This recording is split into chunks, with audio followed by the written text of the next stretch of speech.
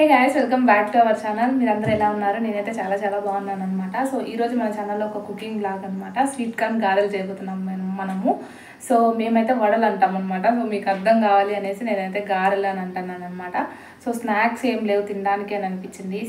Fridge open చేస్తే sweet corns కనపడినాయి అనమాట. And చాలా రోజుల నుంచి ఏదో కూడా చేద్దాము అని అనుకుంటున్నా కానీ అట్లే ఉన్నాయి. 20 days అయింది ఇవి తీసుకొని వచ్చి ఆల్మోస్ట్. ఫస్ట్ మనం కంకికున్న కార్న్స్ మొత్తం సపరేట్ చేసుకోవాలన్నమాట. సపరేట్ చేసుకునేటప్పుడు ఒక చిన్న టిప్ ఏంటంటే, మనం ఫస్ట్ ఇట్లా 2 lines వరకు కొంచెం కష్టపడి తీసినాం అనుకోండి, దెన్ మనకి ఇట్లా ఈజీగా ఇట్లా ఫింగర్తో ఇట్లా అంటే వచ్చేస్తాయి అనమాట. ఇది ఒక స్మాల్ టిప్. మేబీ మీకు కూడా తెలిసిండొచ్చు, బట్ తెలియని వాళ్ళకి యూజ్ అవుతుంది అనేసి చెప్తున్నాను అనమాట.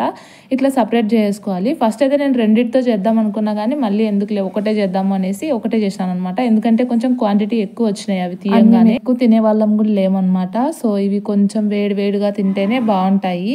అందుకనేసి ఇంకా ఎక్కువ వస్తున్నాయి కదా అనేసి ఒకటే తీసుకున్నాము. ఒకటి మళ్ళీ ఫ్రిడ్జ్కి అంకితం అయిపోయింది. అది మళ్ళీ స్టోర్ చేసుకోవాలి ఏమైనా చేసుకోవడానికి. ఫస్ట్ అయితే మనం ఇవి మిక్సీ పట్టుకోవాలన్నమాట. సో ఒక 70% వరకు మెత్తగా మిక్సీ పట్టుకోవాలి. మిగతా 30% పక్కన పెట్టుకోవాలన్నమాట. ఈ 70% మిక్సీలో వేసుకొని కొంచెం బరకగా, మరీ పేస్ట్ లాగా కాకుండా కొంచెం బరకగా పట్టుకుంటే కొంచెం క్రంచీగా వస్తాయి అన్నమాట.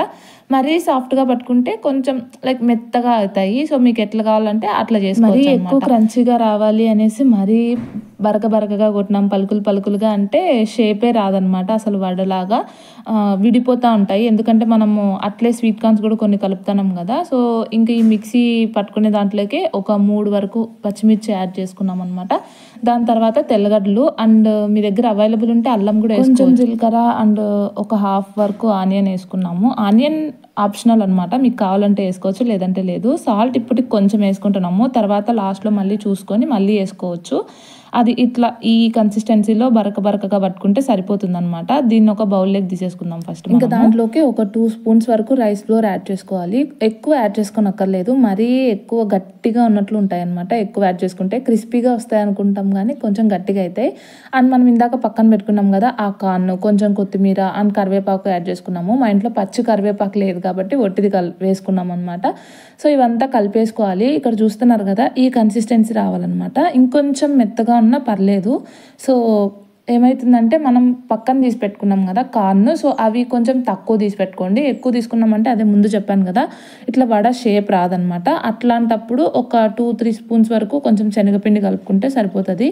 మాకు శనగపిండి వద్దు, మాకు హెల్తీయర్ ఆప్షనే కావాలి అనుకునేట్టుగా అయితే ఏవైతే మనం స్వీట్ కార్న్స్ పక్కన పెట్టుకున్నామో అవి కొంచెం తక్కువ పెట్టుకొని పేస్ట్ కొంచెం ఎక్కువ పట్టుకుంటే సరిపోతుంది. ఇంకా డీప్ ఫ్రై చేసుకోవడమే అనమాట. సాల్ట్ చెక్ చేసుకోవాలి ముందు మనం తక్కువ వేసుకోవడం. అంటే ఇవి కాల్చేటప్పుడు హై ఫ్లేమ్లో అస్సలు పెట్టకూడదు, మీడియం టు లో ఫ్లేమ్లోనే పెట్టుకోవాలి. లో ఫ్లేమ్లో పెడితే మరీ ఆయిల్ హీట్ తగ్గిపోతుంది కాబట్టి మీడియం ఫ్లేమ్ పెట్టుకొని కాల్చుకుంటే సరిపోతుంది అనమాట.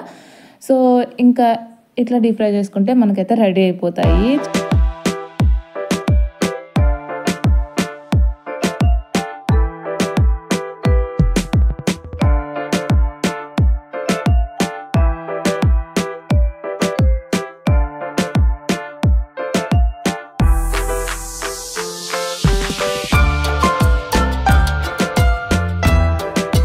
ఇంతే, ఇంత సింపుల్గా జస్ట్ 10 minutesలో రెడీ చేసుకోవచ్చు అనమాట. ఎప్పుడు పకోడాలు కాకోకుండా ఇట్లా ట్రై చేయండి, చాలా బాగుంటాయి. అండ్ ఇవాళకి ఇంతే. Please do like, share, comment and subscribe to our channel. Let's meet in the next video. By.